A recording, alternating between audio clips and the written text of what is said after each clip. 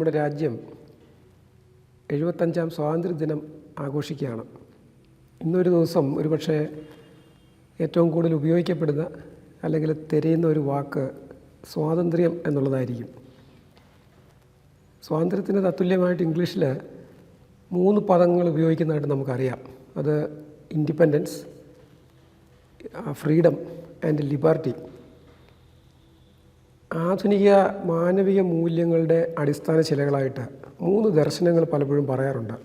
അത് liberty, equality, fraternity, അതായത് സ്വാതന്ത്ര്യം, സമത്വം, സാഹോദര്യം.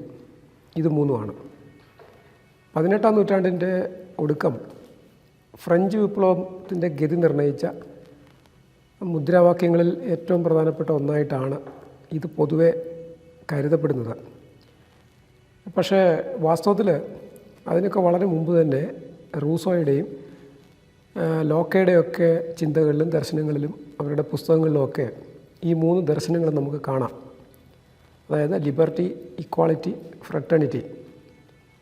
പിന്നീട് ഈ 3 ആധുനിക മാനവിക മൂല്യങ്ങൾ ലോകമെമ്പാടുമുള്ള ആധുനിക സമൂഹത്തിൻ്റെ ഒരു അടിസ്ഥാന പ്രമാണങ്ങളായിട്ട് മാറി.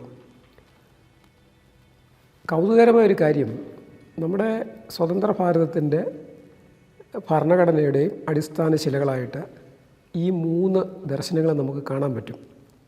ഞാൻ ഭരണഘടനയുടെ പ്രിയാമ്പിളിൽ നിന്നൊരു വാചകം വായിക്കാം. അതിങ്ങനെയാണ്: to secure justice, liberty, equality to all citizens and promote fraternity to maintain unity and integrity of the nation. അതായത് നമ്മുടെ രാജ്യത്തിൻ്റെ ഐക്യവും അഖണ്ഡതയും കാത്തു സൂക്ഷിക്കുന്നതിനുള്ള 4 സൂത്രവാക്യങ്ങളെന്നോ മന്ത്രങ്ങളെന്നോ പറയാവുന്ന രീതിയിലാണ് ഈ ദർശനങ്ങളെ അവിടെ അവതരിപ്പിച്ചിരിക്കുന്നത്. 4 മാനവിക ദർശനങ്ങളെ, അതായത് justice, liberty, equality and fraternity. നീതി, സ്വാതന്ത്ര്യം, സമത്വം, സാഹോദര്യം. ഒരു ജനതയ്ക്ക് പലപ്പോഴും ഒരു ഏകത അല്ലെങ്കിൽ ഏക മനസ്സ് ഉണ്ടാവണമെന്നില്ല.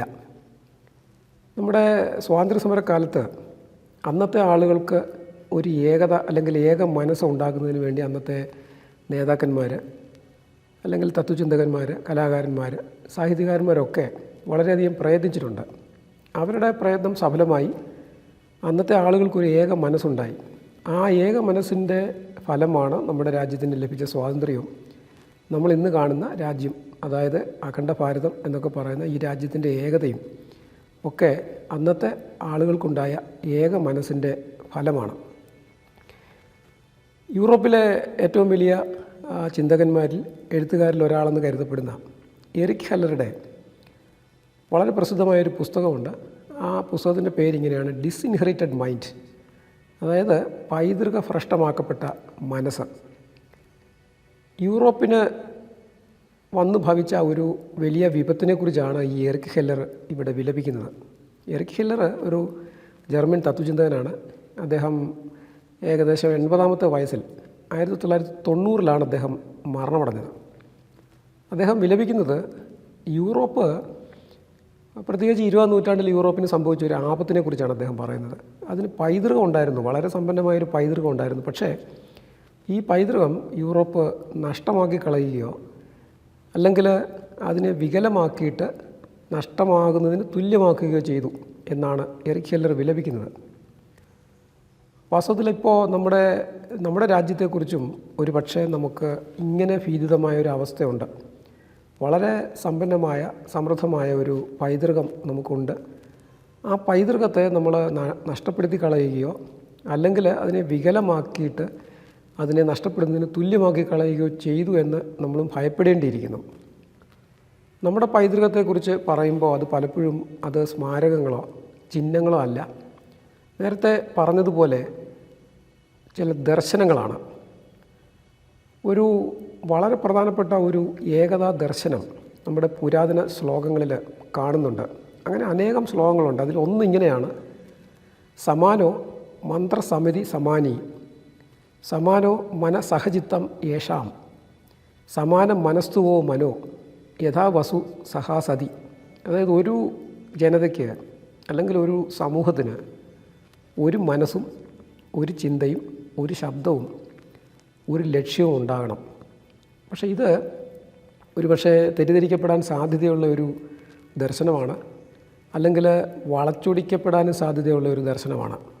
ഒരു ജനതയ്ക്ക് ഒരു മനസ്സ്, ഒരു ചിന്ത, ഒരു ശബ്ദം, ഒരു ലക്ഷ്യമേ ഉണ്ടാകാവൂ എന്ന് ഇതിനെ വ്യാഖ്യാനിക്കാം.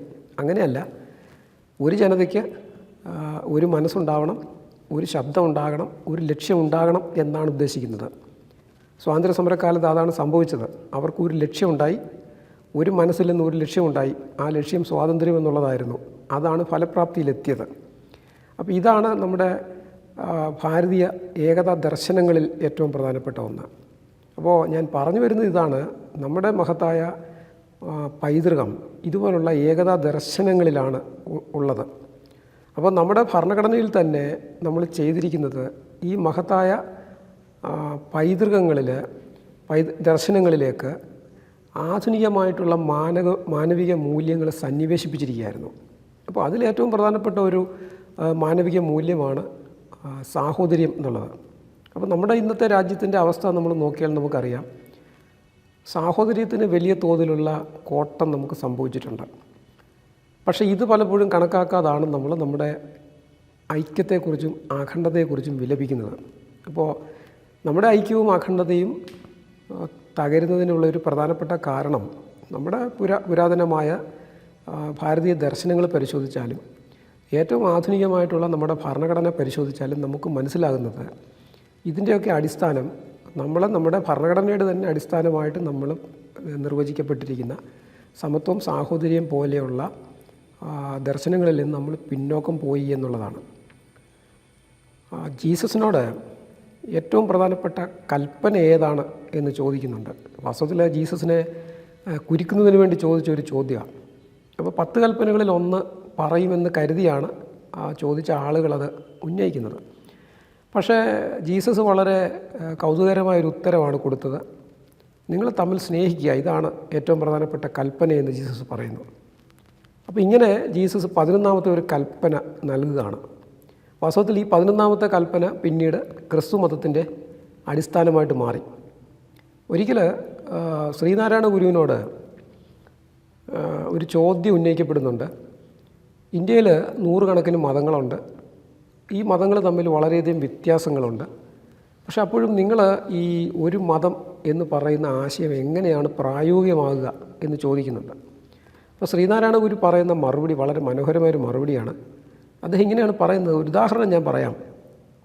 ക്രിസ്തു മതത്തിൻ്റെ അടിസ്ഥാനം സ്നേഹമാണ്, ഇസ്ലാം മതത്തിൻ്റെ അടിസ്ഥാനം സാഹോദര്യമാണ്.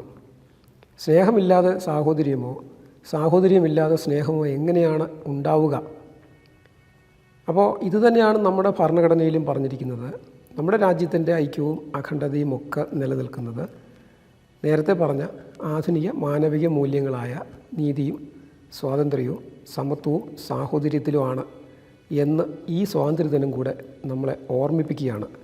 ജയ് ഹിന്ദ്.